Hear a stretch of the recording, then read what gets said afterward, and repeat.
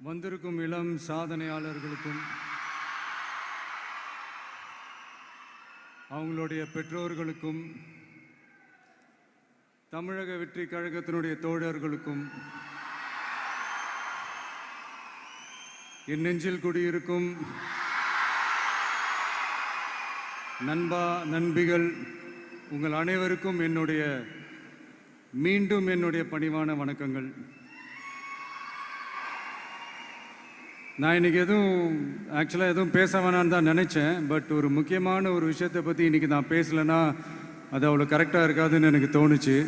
அதான் அது என்னவாக இருக்குன்றது நீங்களே கெஸ் பண்ணியிருப்பீங்க. எஸ், நீட்டை பற்றி தான்.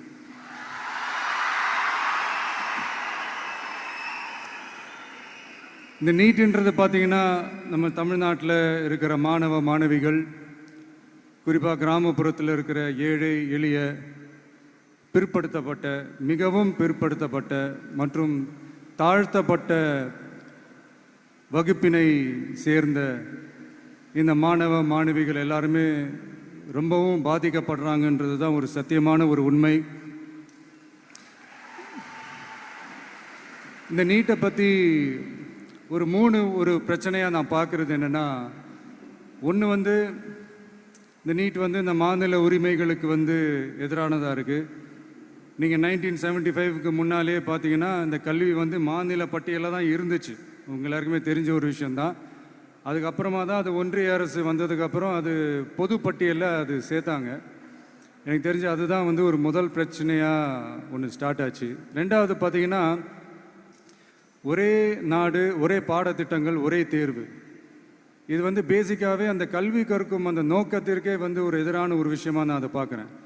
ஒவ்வொரு மாநிலத்துக்கு ஏற்ற மாதிரி அந்த பாடத்திட்டங்கள் இருக்கணும்.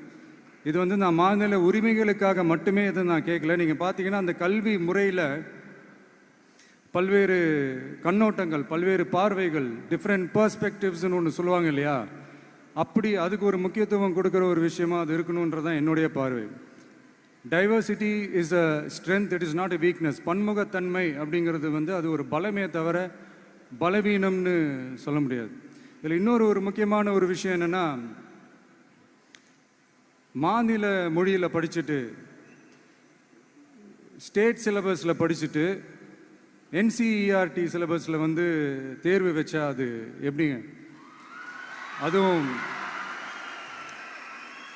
கிராமப்புறத்தில் இருக்கிற மாணவ மாணவிகள், அதுவும் அவங்களுடைய மருத்துவ படிப்புக்கு கொஞ்சம் யோசிச்சு பாருங்கள், இது எவ்வளோ ஒரு கடினமான ஒரு விஷயம்னு. மூணாவது நான் பார்க்குற ஒரு பிரச்சனை என்னென்னா, போன மே மாதம் 5ஆம் தேதி அந்த நீட் எக்ஸாம்லாம் நடந்துச்சு. அதில் சில குளறுபடிகள்லாம் நடந்ததாக நம்ம நிறைய அந்த செய்திகள்லாம் பார்த்தோம், படித்தோம் இல்லையா. அதுக்கப்புறமே என்ன ஆயிடுச்சுன்னு பார்த்தீங்கன்னா, அந்த நீட் தேர்வுக்கு மேலே இருக்கிற அந்த நம்பகத்தன்மையை மக்கள் மத்தியில் சுத்தமாக போயிடுச்சு.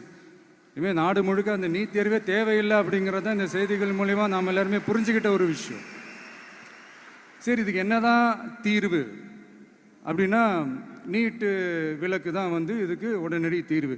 நீட்டு ரத்து கோரி தமிழக சட்டமன்றம் கொண்டு வந்திருக்கிற அந்த தீர்மானத்தை நான் மனப்பூர்வமாக வரவேற்கிறேன். இதுக்கு அந்த ஒன்றிய அரசு அந்த காலதாமதம்லாம் எதுவும் செய்யாமல் தமிழ்நாட்டு மக்கள் அவங்களுடைய உணர்வுகளுக்கு மதிப்பு கொடுத்து இதை சீக்கிரமாகவே இதை சால்வ் பண்ணணும் அப்படின்றதான் இங்கே நான் கேட்டுக்கிறேன். சரி, ஓகே, இதுக்கு நிரந்தர தீர்வு தான் என்ன அப்படின்னா, அந்த கல்வி பொது பட்டியலேருந்து மாநில பட்டியலுக்கு கொண்டு வரணும். ஒருவேளை அதில் ஏதாவது சிக்கல்கள் இருக்குது அப்படின்னா ஒரு இடைக்கால தீர்வாக இந்த இந்திய அரசியலமைப்பு சட்டத்தை திருத்தி ஒரு ஸ்பெஷல் கன்கரண்ட் லிஸ்ட், சிறப்பு பொது பட்டியல் அப்படின்னு ஒன்று உருவாக்கி அதில் கல்வி மற்றும் சுகாதாரத்தை அதில் சேர்க்கணும்.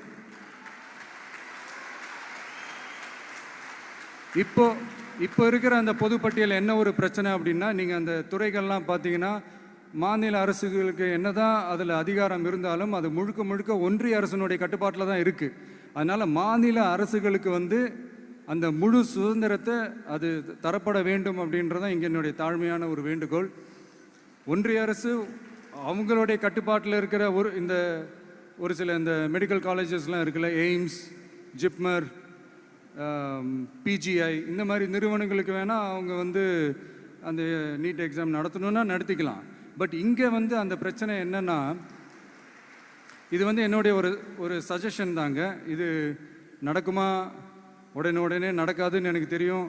அப்படியே நடந்தாலும் அதை நடக்க விட மாட்டாங்கன்னு எனக்கு தெரியும். ஸோ அதனால் இந்த சந்தர்ப்பத்தில் என்னுடைய சஜஷனை வந்து உங்ககிட்ட அதை நான் பகிர்ந்துக்கணும்னு ஆசைப்பட்டேன். இதுதான் என்னுடைய தனிப்பட்ட ஒரு கருத்து நீட்டை பற்றி. ஸோ மற்றபடி வேறு ஒன்றும் இல்லை. வந்திருக்கிற என்னுடைய friends, learning is fun, education is celebration. ஜாலியாக படிங்க, ஸ்ட்ரெஸ் எல்லாம் எடுத்துக்காதீங்க. இந்த உலகம் ரொம்ப பெருசு, ரொம்ப ரொம்ப பெருசு. ஆப்பர்ச்சுனிட்டிஸ் அவ்வளோ இருக்குது, அவ்வளோ கொட்டி கிடக்கு. அதனால் ஏதாவது 1-2 மிஸ் பண்ணாலும் எதுவும் ஃபீல் பண்ணிடாதீங்க. அப்படின்னா கடவுள் வந்து இன்னொரு பெரிய ஆப்பர்ச்சுனிட்டி உங்களுக்காக வச்சுட்டு காத்துக்கிட்டு இருக்கிறாருன்னு அர்த்தம். அது என்னன்னு தேடி கண்டுபிடிங்க. கான்ஃபிடென்ட்டாக இருங்க, நல்லதே நடக்கும். வெற்றி நிச்சயம், வெற்றி நிச்சயம்.